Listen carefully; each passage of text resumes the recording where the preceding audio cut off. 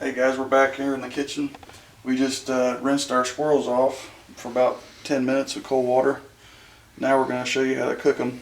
We're going to do this without freezing them, boiling them, or anything.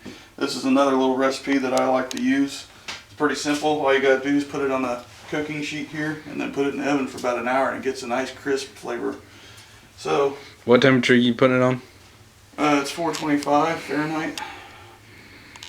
So that's what gets that crunchy flavor. The hotter the temperature and it bakes longer.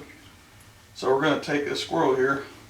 I'm going to season my recipe here. I'll show you how to do it. Hopefully these folks will fit on here. I think they will.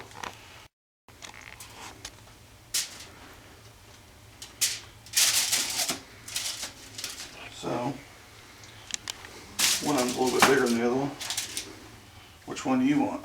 Okay. Don't matter. Alright, so this is the recipe that I use. Once these are rinsed off, like I said, take you some black powder, or black pepper, and then you cover it up, just like in my frying video. Cover it all the way up, gives it a nice flavor. Tastes like chicken. That was a great squirrel. We're hoping this tastes like chicken. But this is pretty good here. Now you just make sure it's all covered with black pepper. Now we got that all covered. Now it's time for the best of the best. The seasoned meat tenderizer. This takes the tough meat, like say a real tough steak or a real tough chicken breast, like a cheap chicken breast or something. You pour some of this on it and it falls off the bone. So we're just going to pour some of this, cover it up again, just like we did with the pepper.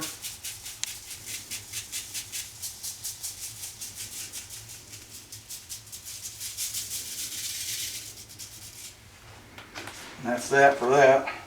And that includes your salt too. That's very salty. So you don't have to put regular salt on it either. Now, what's left, what I use, is some cayenne red pepper. This little bit goes a long way. Because just a little pinch of it puts your mouth on fire, so you don't have to put that much on there.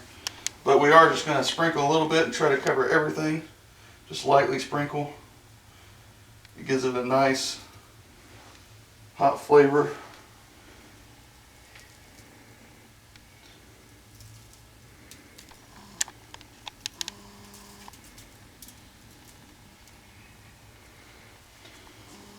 That's pretty good right there, because if you put any more, your mouth is going to be on fire and you're going to have to be drinking gallons of water, so you don't have to do that.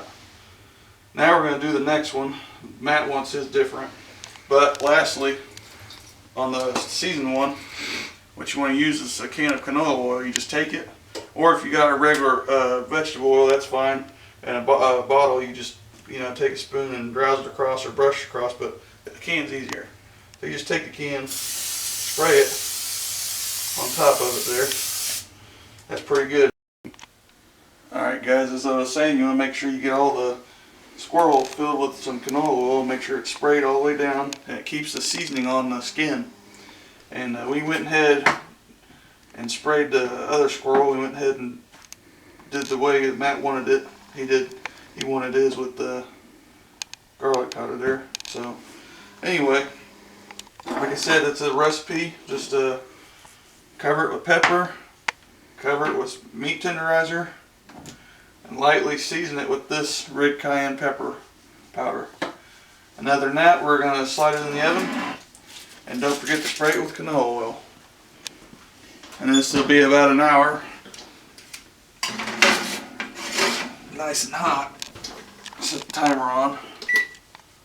1 hour. And then we'll check in here in a little bit. Alright guys, we got this squirrel meat done here. We went and exercised for a little bit, about an hour or so. And we're back, and this squirrel meat it's been cooking in the oven for about probably 45-50 minutes. We didn't want it to get too done, that way you wouldn't be able to taste the meat, it'd be too dry. But as you can see, this is what the canola oil does. When you season your meat like that, it gets it a hard, crispy, it turns the skin into like a hard, crispy breading. And it's really super good. So stay tuned and thanks for watching. We hope you enjoyed this recipe.